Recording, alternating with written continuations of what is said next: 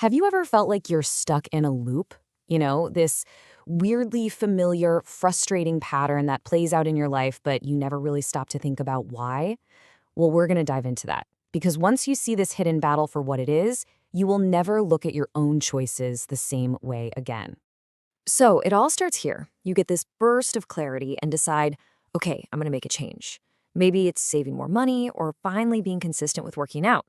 And in that moment, when you're making a plan, the intention feels so solid, doesn't it? It feels completely real, totally achievable. But then, tomorrow actually arrives. The future you were planning for is now the present. And as soon as that happens, something kind of subtle starts to shift inside you. All of a sudden, that plan that felt so important yesterday feels, well, negotiable. You start to delay. You tell yourself, oh, I'll just start for real tomorrow. And boom, just like that, you've given in to the part of you that wants comfort right now. And the whole cycle just starts all over again. Now, this is the most important part of this whole thing. So I really want this to sink in. If this sounds like you are not failing because you're lazy or undisciplined. You are fighting and losing a battle against something that is literally hardwired into your brain. It's so easy to just blame ourselves, isn't it? We say things like, ugh, I have no motivation, or I'm just terrible at managing my time. It feels like the right answer. But honestly, if you look a little closer, that explanation just doesn't really hold up. I mean, think about it. You do feel motivated when you first make the plan, right? And you absolutely understand why it's important. The logic is there, the desire is there.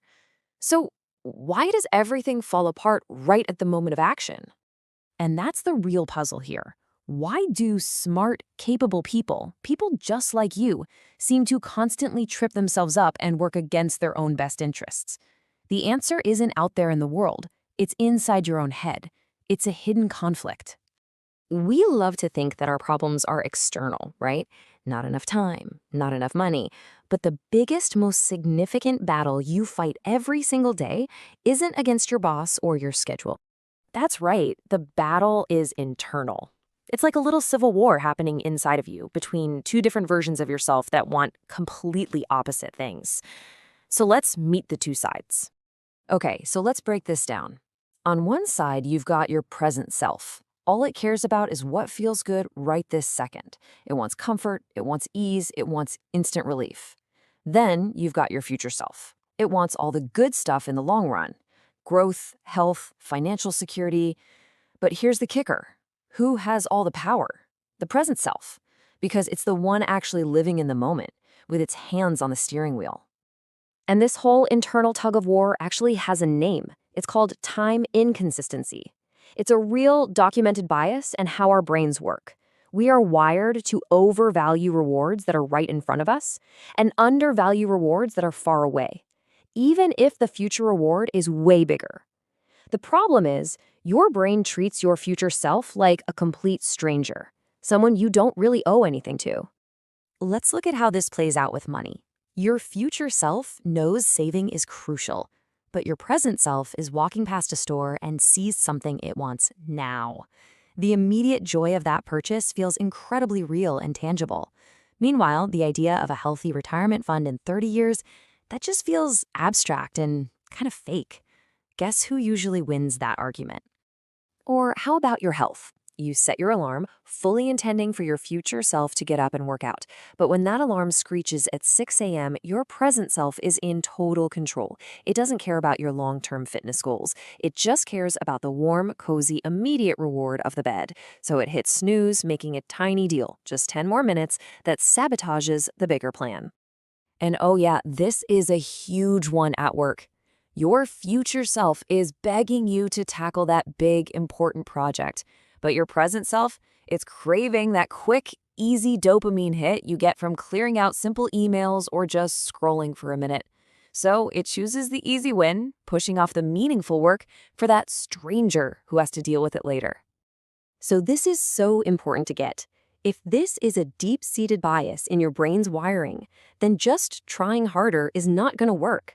That's like trying to hold your breath forever. Sure, you can do it for a little while, but eventually your biology is going to win. Willpower alone is a terrible strategy here. So the solution isn't about more grit. It's about better design. You have to become the architect of your own choices. First, you find ways to make the future consequences feel immediate. Second, you make good decisions easier by reducing friction. Make them the default option. Third, you do the opposite for bad habits. You add friction to make them inconvenient. And finally, the most powerful step of all, you start to align your very identity with your goals. That last one, it's a total game changer. See, instead of thinking, ugh, I need to work out, you start thinking, I am an active person. Instead of, I should save money, it becomes, I am the kind of person who is financially responsible. When you make that shift from a chore to an identity, the internal conflict just melts away. Your present self and your future self are finally on the same team. And you have to remember, your future isn't created in a few big, dramatic moments. It's being forged right now in all these tiny, quiet, seemingly insignificant choices. Every time you say just this once, every little shortcut, every delay, it all adds up. Each time your present self wins, your future self gets just a little bit weaker. We've been told this story our whole lives, that success is all about having superhuman discipline and willpower. But if that was really the secret, wouldn't we all be a lot more successful? The real answer is so much more interesting, and honestly, way more hopeful. The truth is, real, lasting success isn't about being a willpower warrior. It's about being a clever architect of your life. It's about understanding this battle inside your own mind and then designing an environment where doing the right thing becomes the easiest thing. When you do that, consistency stops being a constant struggle and it starts becoming automatic. So the question isn't how can you be more disciplined? The question is, what's one thing you can redesign today to make life easier for the you of tomorrow?